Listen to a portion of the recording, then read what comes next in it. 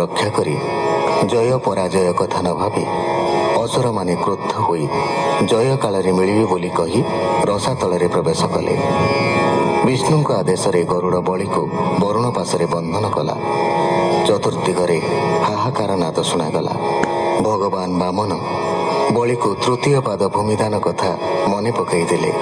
ଭଗବାନଙ୍କ କଥା ଶୁଣି ବଳି ଆବେଗଭରା କଣ୍ଠରେ କହିଲେ, ହେ ପ୍ରଭୁ, ଯଦି ଆପଣଙ୍କର ତୃତୀୟ ଚରଣ ଅଛି ମୋର ମସ୍ତକରେ ତା ଥାପି ଦିଅନ୍ତୁ।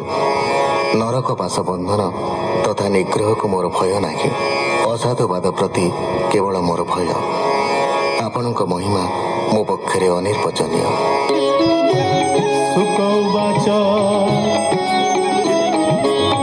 ହେମନ୍ତେ କହୁଁ କହୁଁ ବଳି ପ୍ରତ୍ୟକ୍ଷ ଯେସନେ ବିଜୁଳି ଗଗନେ ଶୁଭେ ଶଙ୍ଖନାଦ ତକ୍ଷଣେ ମିଳେ ପ୍ରହ୍ଲାଦ।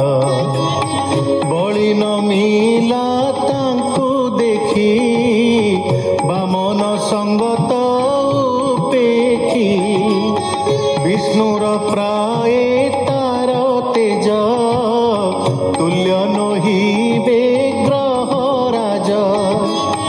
ବଳି ଆନନ୍ଦ ଗଦ ଗଦେ କଣ୍ଠେ କୁଣ୍ଠିତ ବାକ୍ୟ ରୁନ୍ଧେ ଚରଣେ ଦଣ୍ଡବତ ହୋଇ ମନ କଳ୍ପିତେ ଅର୍ଘ୍ୟ ଦେଇ ରହିଲା ପିତାମହ ପାଶେ ବାମନ ଅନୁଗ୍ରହ ଆସେ।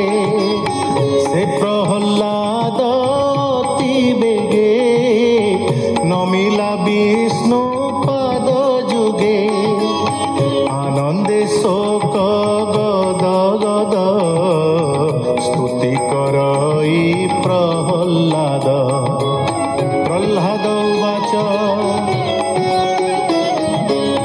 ନମସ୍ତେ ଜଗତ ଈଶ୍ୱର ନମସ୍ତେ ଶଙ୍ଖ ଚକ୍ରଧର ତୁ ନାରାୟଣ ବିଶ୍ୱଗୁରୁ ମହାମହିମ ମହାମେରୁ। ତୁ ନାରାୟଣ ବିଶ୍ୱରୂପୀ ବିଶ୍ୱସମ୍ଭୂତ ବିଶ୍ୱବ୍ୟାପୀ আত্মা প্রকাশ সর্বভূতে ভোনাথ নমস্তে নমস্তে। শুকৌবাচ প্রহ্লাদর ভক্তি দেখি হিরণ্য গর্ভ মনে সুখী বেগে নমিলে বিষ্ণু পাদে চতুর মুখে বেদনা দে। বলির পত্নী আসি বেগে বিষ্ণু চরণে অনুরাগে স্বামী কষণে অতি দুঃখী স্তুতি করই অশ্রুমুখী। বিন্ধ্যাবলী উবাচ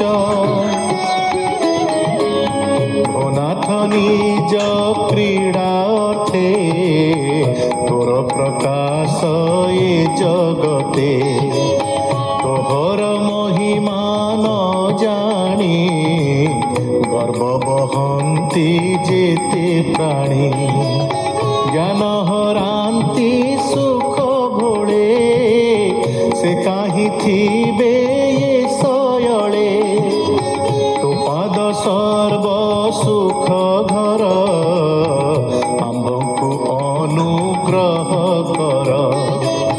ব্রহ্মা বামন মুখ চাহি স্তুবন্তি শিরে কর দেই। ব্রহ্মা উবাচ ভূত ভাবন ভূত ঈশ হে দেব দেব জগদীশ এহাকু নিগ্রহ তু কলু সকল সম্পদ হরিলু সর্বসম্পদ দেই তোতে ভ্রান্তি ন কলা